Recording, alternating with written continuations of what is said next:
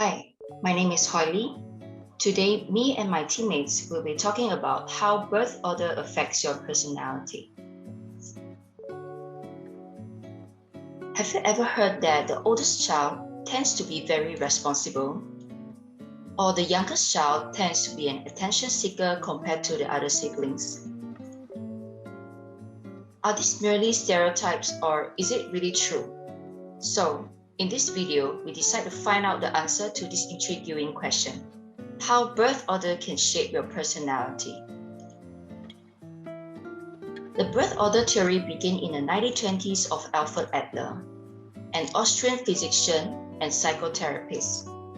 Adler believed that the order in which we were born to the family inherently a sexual personality. He wants to try to understand why children who are raised in the same family seem to have different personalities. Alfred Adler was actually a middle child, the second of 7 children. In 1927, Adler theorized that birth order affects personality hugely because parents treated children differently according to whether they were the eldest or the youngest. He also believed that parents comparing siblings create a sense of inferiority. Since then, researchers have added to this list of birth order characteristics. It is believed that each birth order position has its own unique set of personality traits. And here are some of them. Adler suggests that sequence of sibling birth is a major social influence. Let's start with firstborn child. Firstborn child can be described in 5 words: determined, attention, affection, secondborn, and supremacy.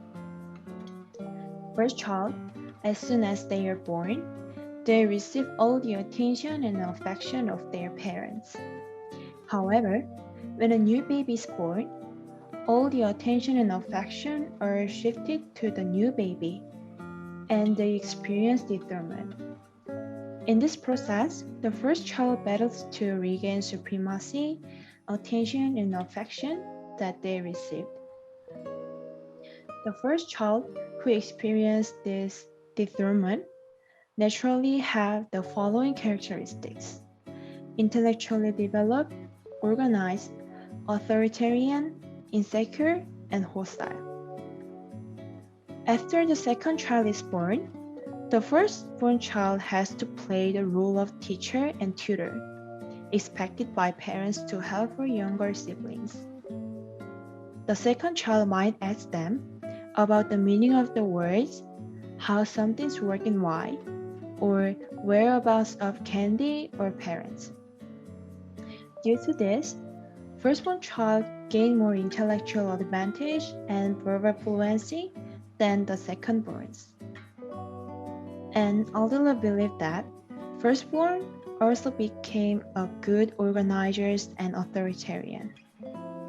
And firstborns may feel insecure and hostile towards others.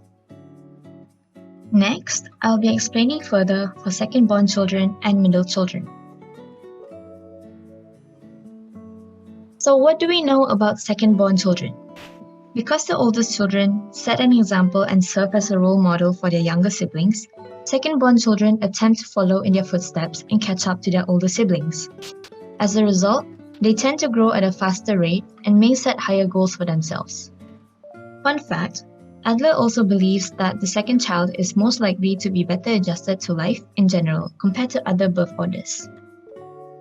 So a typical second child is usually independent and a peacemaker within their family. Second children generally receive half the amount of fuss due to the fact that there's another sibling around, which could lead to their being much more of a people pleaser. Since they regard their older sibling as a pace setter, they may be more competitive in their desire to exceed them. Next, I'll be talking more about middle children. For middle children, we often hear the term middle child syndrome, but what exactly does that mean? The idea of middle child syndrome comes from the fact that they're neither the oldest nor the youngest, and they're just somehow stuck in the middle. So what do we know about them? The middle child is generally more prone to using cooperation as means to get what they want. They probably also feel the need to compete with both their elder sibling and the youngest, This is mostly due to the fact that not only do they lose the younger sibling status, but they now also have to share the parents' attention with twice the amount of people than before. So the need to compete with their siblings comes from that, and they might often feel overshadowed and left out because of it. So what are the characteristics of the middle child? Well, they're definitely more adaptable compared to the firstborn and the youngest, considering they had to quite literally adapt to no longer being the younger sibling and losing certain privileges. They can be even-tempered and also quiet. And like the second child, they might also be people pleasers, but there are also those who lean more towards the rebellious side. Being the middle child also means that they are usually the peacemaker and have learned how to deal with both their older and younger siblings. On to the next one is the youngest children. Youngest children tend to be the most free-spirited due to their parents' increasingly let you do attitude towards their parenting. The youngest children generally aren't the strongest or the smartest in the room, so they develop their own ways of winning attention. They are natural charmer with outgoing social personalities. So, what do we know about the youngest children? The youngest children is that they are outgoing, fun-loving, self-centered, and uncomplicated human beings that just want to get things done fast. The first one is the youngest children is high achievers. It is because the youngest children tend to prove that they are better than their siblings and will find a way to win and gain the attention of their parents. The youngest children learn by observing failure or success of those around them. Sure, they can listen to the rules and advice assigned by you or by your parents, but as your younger sibling, you learn best by watching others. That also means you are more likely to take more risks. The youngest children are most likely to be attention seeker because they have to compete with their brothers and sisters.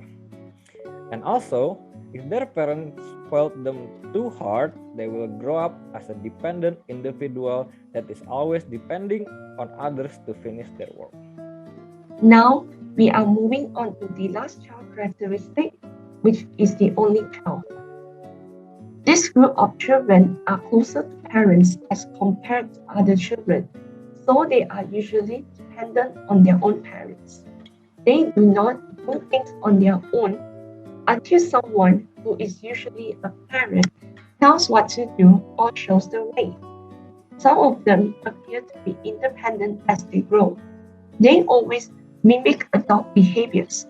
Due to this, they are considered to have matured early. They enjoy being the center of attention and are often spoiled with needs and wants. Only child groups tend to be manipulative to get into their own way, which means they are expecting others to follow them to be satisfied.